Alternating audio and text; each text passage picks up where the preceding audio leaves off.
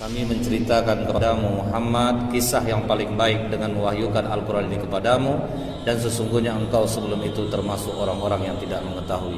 Ini diawali oleh Allah kepada Nabi Muhammad bahwa dia akan menceritakan kisah yang paling baik, yaitu kisah Nabi Yusuf alaihissalam.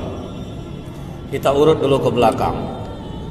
Kita belajar bagaimana akibat dari sebuah kesalahan akan beruntun menjadi kesalahan-kesalahan yang lain. Nabi Ishak alaihissalam, dia memiliki dua orang anak. Yang satu namanya Ais, yang satu namanya Yakub. Yakub ini Nabi Yakub alaihissalam. Tetapi Nabi Ishak lebih cenderung sayangnya kepada putranya Ais daripada kepada Yakub. Tetapi ibunda Yakub lebih sayang kepada Yakub, tapi kurang kepada Ais. Nah, jadi makanya kata Rasulullah, jika kita di masa tua tidak ingin dibeda-bedakan oleh anak, jangan pula membeda-bedakan kasih sayang terhadap anak. Setelah itu, ketika Nabi Ishak mulai tua, Nabi Ishak memanggil putranya Ais. Wahai Ais, aku ingin engkau membuatkan makanan untukku. Tetapi berita ini lebih dahulu didengar oleh ibunda Nabi Yakub alaihissalam. Dia bisikkan kepada anaknya, cepat kau hidangkan makanan untuk ayahmu, selagi Ais masih memasak makanan. Sehingga Nabi Yakub lebih duluan membawa makanan kepada Nabi Ishak alaihissalam. Melihat itu, Nabi Ishak dalam keadaan rabun matanya, dia katakan, suaramu suara Yakub, tapi memang aku memerintahkan Ais tadi untuk memberi kau makanan. Dimakan oleh ayahnya Yakub. Kemudian apa kata Nabi Yakub? Wahai ayah, doakanlah aku. Maka Nabi Ishak mendoakan, ya Allah, berikanlah anakku ini keturunan dan harta yang banyak. Nabi Yakub pun pergi. Tidak lama kemudian Ais pun datang membawa makanan yang dia disuruh ayahnya tadi memasak. Begitu dia sampai ke tempat ayahnya, diberikannya makanan. Apa kata Nabi Ishak? Bukankah tadi engkau telah memberikan makanan kepada aku, Ais? Belum, ayah. Berarti tadi Yakub yang mengantarkan makanan kepada aku. Mungkin ayah, kau telah makan? Sudah, Ais. Timbul rasa dendam Ais terhadap Nabi Yakub alaihissalam. Kemudian apa kata Ais? Wahai ayah, doakan aku agar aku memiliki kekuatan dan pasukan yang banyak. Nah, jadi itu permintaan doanya kepada Nabi Ishak yang sudah tuanya mulai rabun matanya. Maka kemudian ibunda Nabi Yakub mengatakan kepada Nabi Yakub, wahai Yakub, pergilah engkau menyingkir dari kota ini, karena Ais akan membunuhmu. Nah, persaingan adik-beradik gara-gara merebut hati seorang ayah. Maka Nabi Yakub pun menyingkir, pergi jauh dari kota itu. Dia pergi ke tempat pamannya yang bernama Laban. Di tempat Laban dia tinggal. Kemudian pamannya ini memiliki dua orang anak perempuan. Yang satu namanya Lia, orangnya tidak enak untuk dipandang. Nah, jadi dalam riwayat ini dia tidak enak untuk dipandang, tidak menggairahkan, dan dia lemah orangnya. Yang satu lagi cantik, nggak ketulungan, namanya Rahil. Rahil ini cantik, enak dipandang. Pokoknya Nabi Yakub suka kepada Rahil ini. Kemudian apa kata Nabi Yakub? Wahai paman, bolehkah aku menikah dengan Rahil? Kata pamannya, boleh. Kau harus bekerja dulu denganku 7 tahun. Maka Nabi Yakub bekerja dulu dengan pamannya selama 7 tahun. Setelah 7 tahun, apa kata Laban? Maaf Yakub, kami tidak terbiasa menikahkan yang lebih muda sebelum yang tua lebih dahulu. Kalau kau memang mau dengan Rahil, kau nikah dulu dengan Lia. Jadi syariat agama waktu itu Pak membolehkan laki-laki menikahi dua orang saudara kandung. Tapi satu dulu, kau nikahi dulu Lia ini selama 6 tahun, baru kau akan dapat Rahil. Nah, ini pengorbanan Pak untuk mendapatkan Rahil yang cantik. Kerja lagi 7 tahun.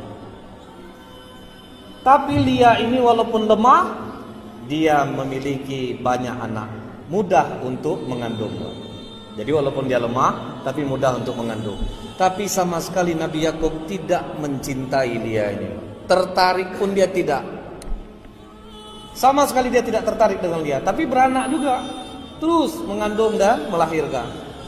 Setelah 7 tahun baru kata kata Laban, wahai Yakub, saatnya engkau menikah dengan Rahil. Nah, baru dapat Rahil.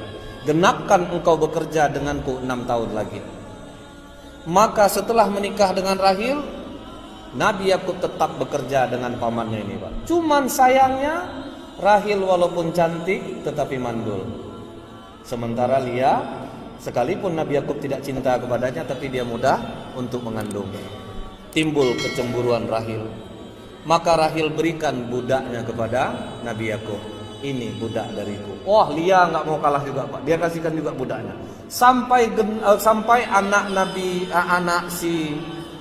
Yakub dari pernikahannya dengan Lia ini, sampai anaknya 11 orang. 11 orang. Sementara Rahil tidak. Akhirnya Rahil merasa rendah diri, Pak.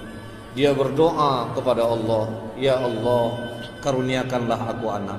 Jadi ini lihat ketidakputusasaan Rahil, terus berdoa kepada Allah. Ketika dia terus berdoa kepada Allah, akhirnya Allah kabulkan. Rahil yang tidak bisa mengandung, yang mandul selama ini, akhirnya dikaruniai Allah seorang anak yang tidak tanggung-tanggung agungnya, Pak, yaitu Nabi Yusuf alaihissalam. Nah, jadi ini dia, Pak. Jadi saudara Yusuf itu dia tidak sekandung. Jadi lain dia ibunya, ya. Jadi akibat Nabi Yakub tidak mencintai istrinya Lia, maka dia mendapatkan anak yang jahat-jahat sifatnya. Itu bahayanya, Pak. Ketika Nabi Yusuf lahir dari rahim Rahil, kasih sayang Nabi Yakub tumpah ruah kepada Yusuf karena Yusuf ganteng, Pak. Lihat, jangan sampai membeda-bedakan anak. Nabi Ishak membedakan anak Ais dan Yakub. Akhirnya Yakub membedakan lagi. Anak yang ini kurang dia sukanya sama Yusuf. Cinta betul Nabi Yakub kepada Yusuf ini. Sampai pula Rahil hamil lagi, lahir Bunyamin. Tetapi ketika melahirkan Bunyamin, Rahil pun meninggal dunia. Nabi Yakub sayang kepada Yusuf dan Bunyamin ini. Ditumpahkannya sayangnya kepada mereka berdua. Inilah yang menyebabkan 11 anaknya dari pernikahannya dengan Lia sangat tidak suka kepada Yusuf ini, Pak. Rentetan akibat dosa dan kesalahan. Jadi, Pak, apapun keburukan yang kita terima hari ini, coba introspeksi lagi kita. Ada nggak dosa-dosa kita dulu membeda-bedakan ini segala macam? Ini terjadi jadinya. Jadi pada suatu malam Nabi Yusuf bercerita kepada ayahnya, "Ya abati inni ra'aitu ahada asyara kawkaban wa syamsa wal qamara. Ra'aituhum li sajidin." Wahai ayah, tadi malam aku bermimpi melihat 11 bintang, matahari dan bulan sujud kepada aku. Maka apa kata Nabi Yakub? Wahai Yusuf, jangan sampai saudara-saudaramu tahu tentang mimpimu ini. Tapi malangnya, Pak, salah satu saudara Yusuf dari Lia, anak Lia, mendengar perbicaraan antara Yakub dan Yusuf. Maka anak-anak yang 11 ini berembuk. Kalian tahu enggak, bapak kita nampak lebih sayang sama Yusuf Bunyamin daripada kita. Jadi apa rencana kita? Udahlah, kita habiskan aja Yusuf nih. Kita matikan aja dia. Jangan kita bunuh, kita buang aja bagaimana? Kita buat sandiwara lah. Jadi makanya saudara Yusuf ini membujuk ayahnya. Wahai Yakub, ayah, kami ingin mengajak Yusuf jalan-jalan karena sudah lama betul, sering betul dia di rumah. Maka kata Nabi Yakub, jangan, nanti kalian lengah kepadanya. Siapa yang menjaganya dari gigitan singa atau serigala? Lihat di sini ada kesalahan Nabi Yusuf, Pak. Nabi Yakub. Dia menyerahkan urusan perlindungan keluarganya, mengkhawatirkan anaknya kepada anak-anaknya yang 11 ini, bukan kepada Allah. Nanti kalian lengah, dia diterkam singa. Waktu itu Nabi Yakub tidak mengatakan Allah yang melindungi, tapi dia menganggap anak-anaknya ini yang memiliki kekuatan. Janganlah, nanti kalian lengah. Siapa yang menjaga dia? Makanya anaknya mengatakan, kami orang-orang kuat ayah, biar kami yang menjaga Yusuf ini. Pokoknya kau percaya saja. Dengan berat hati Nabi Yakub melepaskan Yusuf pergi, tinggal Bunyamin bersamanya. Sampai di jalan berubah niat, jangan membunuh, dibuang saja. Dibuang Yusuf ke dalam sumur yang sebelumnya diambil dulu gamisnya. Diburu binatang, darahnya diusapkan ke baju Yusuf, kemudian dibawa pulang. Anak-anaknya menangis di hadapan Nabi Yakub. Wahai ayah, betul kau bilang ayah, kami lengah daripada Yusuf sehingga Yusuf diterkam oleh singa. Ini bukti bajunya ayah. Nabi Yakub pun menangis. Saking lamanya dia menangis sampai buta matanya, putih seluruh matanya. Nah ini tidak bolehnya terlalu cinta dan sayang kepada anak sehingga sayang kepada yang lain. Dihukum lagi oleh Allah buta mata karena menangis. Buta Nabi Yakub menangis Yusuf. Kemudian Nabi Yusuf yang terbuang dalam sumur tadi lewat saudagar dari Mesir. Begitu mengambil air ditarik timba, rupanya pemuda yang naik ke atas. Wahai Tuan, ternyata seorang pemuda. Ini bisa kita jual. Tidak ada harga Yusuf waktu itu, cuma 2 dirham. 1 dirham itu uang kita 70.000. Jadi Nabi Yusuf hanya dijual 140.000 saja. Dijual lagi oleh kepada Al-Aziz, penguasa Mesir. Dibawanya pulang. Dia katakan kepada istrinya Zulaiha, rawat anak ini, biarkan dia tinggal di sini, mana tahu ada manfaat untuk kita. Waktu itu ketampanan Nabi Yusuf belum kelihatan, Pak. Masih biasa-biasa saja. Setelah dia tinggal di rumah pembesar Mesir, semakin lama semakin besar, semakin nampak ketampanannya. Maka sampailah Yusuf diangkat menjadi kepala pembantu rumah tangga. Lihat, tidak ada orang yang berhasil itu instan, Pak. Prosesnya berat. Proses Nabi Yusuf itu berat. Sampai dia besar sekitar umur 18 tahun, Zulaiha istri Al-Aziz mulai jatuh cinta kepada Nabi Yusuf alaihissalam. Mulai dia menggoda, sampai akhirnya dia nekat. Begitu suaminya sedang pergi, dia masuk ke dalam kamar Nabi Yusuf, dikunci. Kemudian ketika dia mengunci itu, dia katakan kepada Yusuf, Yusuf, aku sangat tertarik kepadamu. Mari Yusuf, layani aku. Tapi lihat Pak, dalam Al-Quran apa kata Allah? Dan sungguh perempuan itu telah berkehendak kepada Yusuf, dan Yusuf pun berkehendak kepadanya. Lihat, Al-Quran tidak menutupnya, Pak. Jadi Zulaiha mau dengan Yusuf, Yusuf pun mau sama Zulaiha, Pak. Mau sama-sama melakukan. Tapi Allah tolong Nabi Yusuf, Pak. Ditolong. Jadi yang bisa menahan nafsu kita nih, Pak, kekuatan kita nggak akan mampu, Pak. Kita harus minta tolong sama Allah. Di depan orang bisa aja kita soleh, Pak. Siapa yang tahu kita jahat? Jadi yang bisa menahan nafsu kita ini hanya Allah. Allah menolong Nabi Yusuf. Kemudian Nabi Yusuf berlari, Zulaiha yang sudah kalap mengejar, Pak. Kemudian dia tarik gamis Yusuf dari belakang, robek. Begitu terbuka pintu, suami Zulaiha sudah di depan pintu. Zulaiha langsung memfitnah Yusuf. Wahai suamiku, apa hukuman untuk orang yang berusaha untuk menggoda istrimu? Dibalik, Pak. Maka kata Yusuf, tidak Tuan, aku sama sekali tidak ada menggoda Zulaiha. Dialah yang menggoda aku. Tapi salah seorang yang bersama Al-Aziz mengatakan, begini saja, coba cek dari mana robek baju Yusuf. Kalau memang dari depan, berarti Yusuf yang menggoda istrimu. Tapi kalau dari belakang, berarti Zulaiha yang ngejar. Ternyata yang belakang robek. Maka kata Al-Aziz, Yusuf, tolong rahasiakan cerita ini, jangan sampai masyarakat tahu. Jadi sempat, Pak, disuruh tutup mulut, jangan sampai orang lain tahu. Tapi yang namanya gosip, Pak, sebentar nyebarnya, Pak. Tersebar gosip ini, Bu, ke kalangan istri-istri pembesar istana. Maka Zulaiha pun dibuli, Pak. Maka Zulaiha sakit hati, dia dicemooh seperti itu. Diundangnya semua istri pejabat datang ke istana. Dikasih buah, dikasih pisau. Potong buah ini. Sedang memotong, pintu pun dibuka. Disuruh Nabi Yusuf jalan keluar, Pak. Berapa ganteng Yusuf, Pak, sampai ibu-ibu itu tidak merasakan tangannya dipotong sendiri. Berapa kira-kira tampannya itu, Pak? Pas nengok Yusuf keluar, Pak, sampai tangan dipotong sendiri, tidak terasa. Seganteng-ganteng apa orang sekarang, Pak, belum ada lah perempuan yang sampai segitu terkesima, Pak. Kemudian apa kata Zulaiha? Bagaimana menurut kalian bujangku? Wajar enggak aku menggoda dia? Buktinya kalian sendiri tidak terasa memotong tangan kalian sendiri. Iya Zulaiha, ini malaikat yang sempurna. Sampai begitu, Pak, mereka mengatakannya. Akhirnya semua ibu-ibu ini menginginkan Yusuf. Maka diancam oleh Zulaiha, kalau kau tidak mau Yusuf melayani kami, kau akan kami penjarakan. Maka kata Nabi Yusuf, ya Allah, penjara lebih aku sukai daripada aku harus melayani mereka. Dari umur 18 itu Nabi Yusuf pun masuk penjara untuk mempertahankan imannya. Jadi terkadang Pak, untuk berbuat baik ini kadang memang sulit kita jadinya. Yusuf berkorban, dia dipenjara dengan kesalahan yang tidak dia lakukan. Sampai umur berapa? Sampai umur 27 tahun.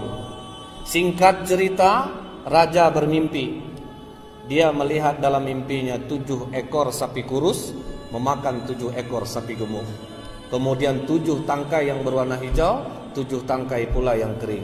Bingung menafsirkan mimpi raja ini. Teringat 2 orang yang bersama penjara Yusuf, yang satu tapi sudah mati, yang satu masih hidup. Dia katakan kepada raja, ada 1 orang sama dengan aku waktu di penjara, bisa menakwil mimpi. Siapa? Yusuf. Maka raja datang kepada Yusuf, wahai Yusuf, aku bermimpi. Diceritakan mimpinya. Apa kata Nabi Yusuf? Akan tiba zaman 7 tahun masa subur, penuh makanan, ekonomi aman. Tapi setelah itu akan datang 7 tahun masa sulit. Setelah itu tiba masa 7 tahun kalian berberas anggur. Jadi kalau panen, setengah saja ambil sekarang, setengah lagi simpan. Maka kata Nabi Yusuf, jadikan aku bendahara negeri ini. Nah, jadi lihat Pak, kalau kita memiliki kemampuan boleh meminta jabatan. Nabi Yusuf meminta, dalam Al-Quran disebutkan Nabi Yusuf meminta, jadikan aku bendahara negeri ini, karena dia memiliki kemampuan. Kemudian, baik kau kujadikan bendahara negeri ini, tapi syaratnya satu Tuhan, tolong kumpulkan dulu ibu-ibu yang pernah mengatakan aku mengganggu mereka, tanyakan kepada mereka, benarkah aku melakukan itu? Bersihkan dulu nama aku. Jadi Nabi Yusuf minta bersihkan namanya.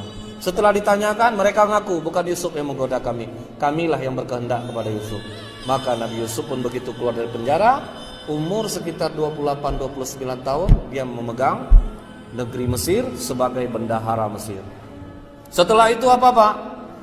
Setelah masa subur berlalu, 7 tahun disimpan stok makanan. Keluarga Nabi Yakub pun kelaparan. Mereka datang ke Mesir untuk meminta makanan, membawa pengganti-penggantinya emas untuk mengambil makanan. Di situ Nabi Yusuf menandakan semua saudaranya. Dia ingat Pak, ini saudaraku itu. Diberi Nabi Yusuf makanan yang banyak. Kemudian emas untuk menukar tadi dimasukkan Nabi Yusuf ke dalam karung-karung mereka. Kalian kalau kehabisan makanan lagi, tolong kalau kembali kemari bawa saudara kalian yang seayah. Dari mana kau tahu kami punya saudara yang seayah Tuhan? Sudah pokoknya bawa saja. Kalau tidak kalian bawa, kalian tidak akan dapat makanan lagi. Karena Nabi Yusuf sudah rindu Pak dengan adiknya. Pulang. Setelah pulang, kemudian lama-kelamaan makanan mulai habis. Apa kata anak-anak Nabi Yakub? Wahai ayah, stok makanan kita habis.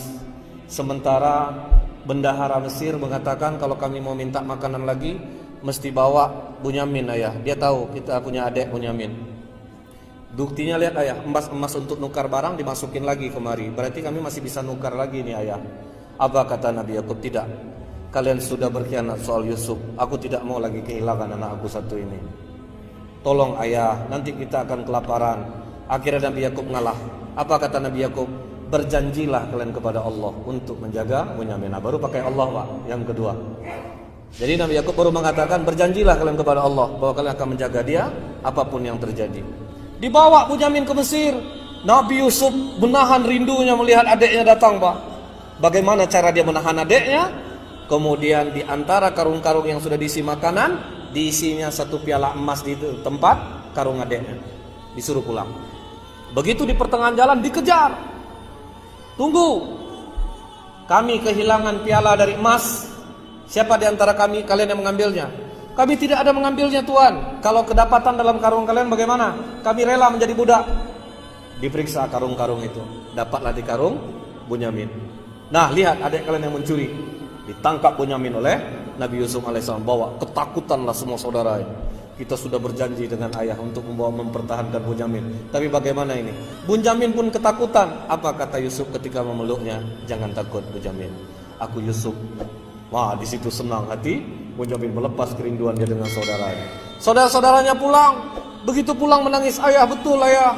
Kami tadi sudah berusaha, tapi rupanya ini yang terjadi. Tapi saat itu hati Nabi Yakub tenang. Apa kata Nabi Yakub? Aku mencium aroma Yusuf. Aku yakin Yusuf masih hidup. Kalian kembali lagi ke sana. Balik lagi ke situ. Begitu kembali lagi, apa kata Yusuf ketika dia menggendong Bunyamin di sampingnya? Ingatkah kalian siapa aku? Ingatkah kalian memasukkan aku ke dalam sumur? Diperhatikan oleh Rasulullah. Engkau Yusuf. Iya. Iblis telah membuat kita pecah. Jadi kalian pulanglah dulu, bawa gamisku ini kepada ayah, gosokkan ke matanya agar dia bisa melihat kembali. Jadi dibawalah gamis Yusuf pulang. Lihat Pak, Nabi Yusuf tidak dendam dia dengan saudaranya. Kalau sempat itu terjadi sama kita gimana kira-kira Pak? Nah, ingat kalian siapaku? Hamati kau buat, tengoklah kau. Kau satu, kau ingat kan? Kau ya, mungkin gitu Pak. Tapi lihat Nabi Yusuf tidak. Pulang, bawa baju gamis ini, gosokkan ke mata ayah. Bawalah ayah dan ibu tiriku kemari. Disitulah datang ramai-ramai lagi ke Mesir. Nabi Yakub pun menghormati Yusuf. Apa kata Yusuf menegakkan ayah dan ibunya? Ayah, inilah arti mimpi yang pernah kukatakan kepada ayah dulu. 11 bintang dan matahari bulan, ayahnya matahari, ibunya bulan, bersujud kepadaku. Itulah Pak, kisah yang paling baik dalam Al-Quran tentang Nabi Yusuf alaihissalam.